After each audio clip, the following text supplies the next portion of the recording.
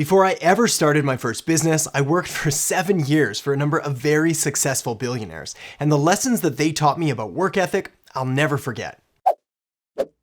I just finished wrapping up a strategic consultation or a presentation or maybe even a coaching session with a group of highly accomplished entrepreneurs, young entrepreneurs who are really looking to take their businesses to the next level in this next year. And one of the topics that obviously came up was all about work ethic and essentially the debate between this elusive work-life balance and kind of the glamorization or the glorification of hustle and grinding and putting in these long hours. And so obviously the question came up about, well, what's my stance on this and sort of where do I fall? Especially being that I'm a family man and I've got 3 young boys and I've got a wife who I love and I've got activities that I enjoy like rock climbing and mountain biking and snowboarding and playing guitar and all of these things that on the outside look like they could take up a ton of time. And yet my answer is still that I put in an obnoxiously large amount of time and energy and resources into the business and into myself and into my growth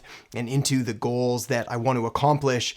And so that's what I want to share with you here, some of the lessons and some of the discussions that we had so that you can approach this and really build up this ironclad, bulletproof, unstoppable work ethic that'll make you untouchable to your competition and help you accomplish pretty much any goal that you really want to go after. Before I ever started my first business, I worked for 7 years for a number of very successful billionaires, and the lessons that they taught me about work ethic, I'll never forget. One of the first lessons that I ever learned, and probably one of the most valuable ones, and certainly one that stayed with me and that I'm pretty much never able to forget, and it drives me absolutely bananas when I see it in other people, is a sense of entitlement.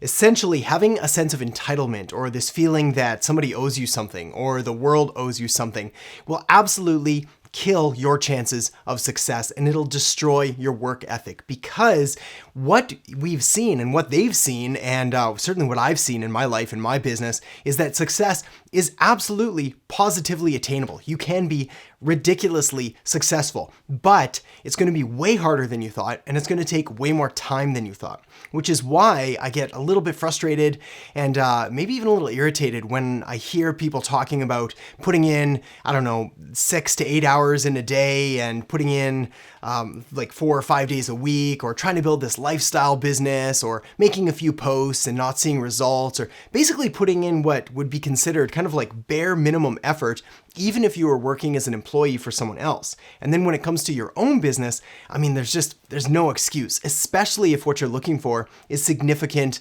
maximum impact and positive results. So if you want to improve your work ethic, and you obviously do, or we wouldn't be having this conversation right now, well, the very first step is to eliminate any sense of entitlement that you may feel, that you may have been raised with, that you may have developed from well-meaning friends or teachers or people giving you commendation and accolades and saying, hey, you're really good at what you do. Why aren't you growing faster? Why isn't your business doing better? Or anything like that. Because the reality is that the market never lies. And if you put out a good product, you will be rewarded. It just may take longer than you initially thought. Doesn't mean you should give up. It just means you may even want to work harder. Which is kind of my next point here, and kind of alluded to it in the previous statement, which is that you need to know and understand and also appreciate that reaching a true high level of success, reaching your goals, especially if they're lofty goals, well, it's going to take longer and it's going to be harder than you thought. And that is a really, really good thing, because I don't want to get too cliched here, but the reality is that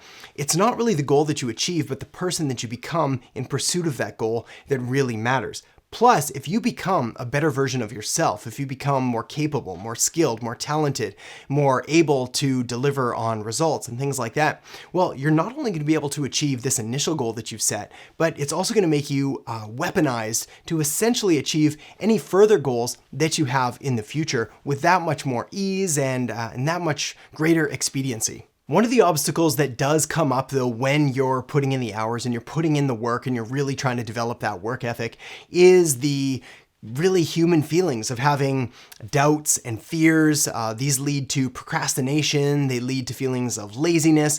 So how do you combat that? How do you get over it? Well, at the end and closer towards the end of this conversation, I'm going to share with you some actionable and practical tips. But one of the big ones that you need right off the bat is really to know your why. right? Like you need to know why you're doing this. Why are you putting in the hours? Why are you making the sacrifices? And if it's for something superficial like a new car or a bigger house or a better vacation, I promise you those are going to be very fleeting. And you may even experience what I experienced around a decade ago when I first hit this high level of success and I was able to achieve the goals that I set. And these were my life goals, my ambitions. I thought if I could achieve this, if I could have this car, if I could have this house, if I could earn this salary, then I'll be happy. And a scary thing happened in that I achieved all that and I still wasn't really that happy, and I didn't know what else to do. And I realized that my why really wasn't that solid. I mean, it was all just really superficial, and it didn't enable me to become the person that I knew I was going to be able to become.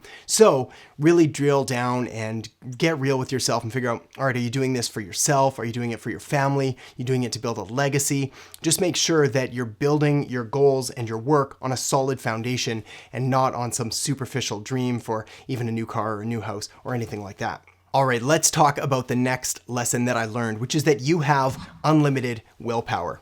This old concept is really a myth that you have a depleting source of willpower. We used to call it decision fatigue, where if you make too many decisions in the morning, you're gonna run out of it, and then you're not gonna have any willpower, and so you're just gonna binge on ice cream and watch Netflix all night. And what we've shown, and what the studies have shown, is that this isn't actually that true. And you have willpower just like you have happiness. And it's all about switching your mindset around and focusing on, again, your why and your goals and what you're trying to accomplish so that you can tap into that sense of willpower and you can just keep delivering on it and keep getting bigger and stronger. Willpower is kind of like a muscle, and it does need to be developed, which means you are going to need to put in the reps. You're going to need to make commitments to yourself, and then you're going to need to keep them to prove to yourself that you have a really solid work ethic. And there's a fantastic thing about self-confidence, confidence in general, in that confidence is going to arrive from the promises that you keep to yourself.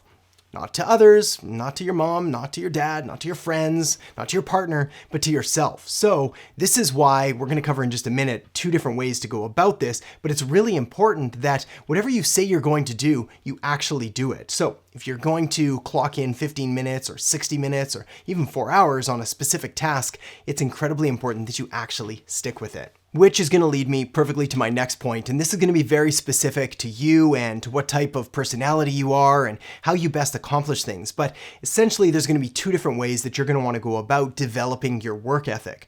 Number 1 is with baby steps. This is going to be small micro changes, mini habit shifts that, again, maybe we're going to be adding like 15 minutes to your workday. Maybe we're going to be having clear and focused and distraction-free time, and we're going to just slowly step it up, maybe 5 minutes a day over the week, or maybe an extra hour a day over the month, or whatever it is, but it's going to come through baby steps. And for the vast majority of people, this is a far more effective and far more sustainable way to do things. But there's another group of people, and maybe this is you, but if it is, just make sure that it actually is, because otherwise you're going to want to favor the baby step approach. But if you feel like perhaps a more extreme approach is going to be better for you, then that's the path you can take. And it really is that full-on extreme approach.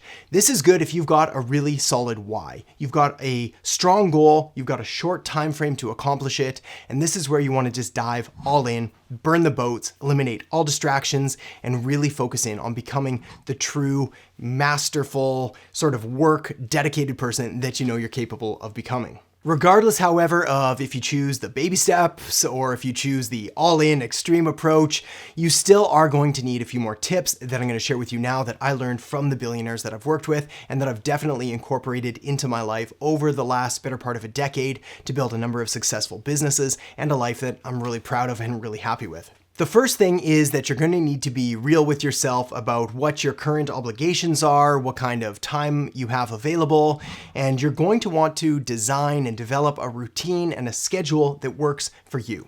Not for me, not for your friends, not for your family, but for you. Because where you're at right now and with your specific personality traits and with the type of things that you enjoy and what you dislike and all of that, you're going to want to be real with yourself and make sure that you're setting yourself up for success right from the start. The reason that I could share with you my routine right now, but it's going to seem maybe insane, certainly extreme, and the way that I got to where I'm at right now, including the ridiculous hour that I wake up and all the food that I eat and how structured that is and the workouts and everything is completely dialed in, didn't just happen overnight. This was a process that took years and years, and it took studying the greats, it took modeling after the billionaires that I worked with, it took mentoring and coaching, and it also took a large dose of self-awareness to figure out what I was willing to do, what I was unwilling to do, what I was willing to compromise on, what I was willing to sacrifice, and things that I was unwilling to sacrifice. So really make sure that you find the best routine and best schedule for you.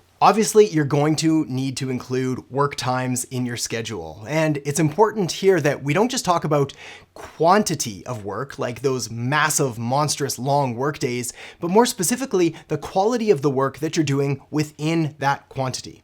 For example, if you're putting in a 12 or a 14 or a 16-hour day, but you're only working for 4 or 6 hours of it, and the rest of the time is spent exhausted or just answering emails or scrolling through social media, well, you're kind of just wasting your time, and you'd be much better off by putting in like 2 or 3 focused chunks of 3 or 4 hours at a time, and you'll accomplish significantly more than if you just kind of waste away in an unscheduled and unproductive day. There's a great quote by Jim Rohn that I absolutely love and I think is relevant here, which is, while you're at work, work. While you're at play, play. Don't confuse the two. Don't be on the beach thinking about work, and don't be at work thinking about the beach. I know for me at least, I still struggle even when I'm away to not think about work, but it is important that while you're at work, you're really focused, you're really dialed in, and you're focused on getting things done productively, efficiently, and working to the best of your ability. Ultimately, when it comes to developing an ironclad work ethic, to really reaching those world-class levels of productivity, of success, and of accomplishment,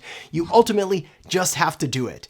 I don't know how else to really say it other than you've got to flip that switch in your mind. You have to realize that you only have one life to live. You've got to maximize your potential. You've got to seize the moment. You've got to crush everything that you possibly can and extract the maximum value out of this life and deliver the max amount of value to the marketplace and to other people, because that is where success comes from. So if you want to create more content, then you're going to have to carve out some time and you're just going to have to create more content.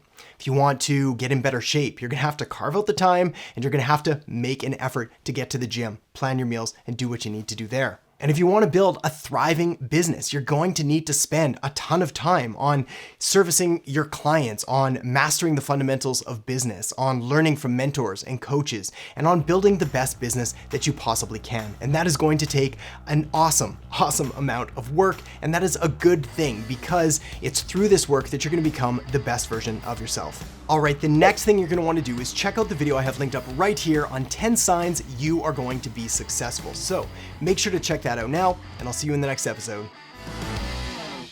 What if there was a way to predict your success before it happened, so you could plan for it, stack the odds in your favor, and really make sure that you're on the right track? Well, there is, which is why in this video I'm going to share with you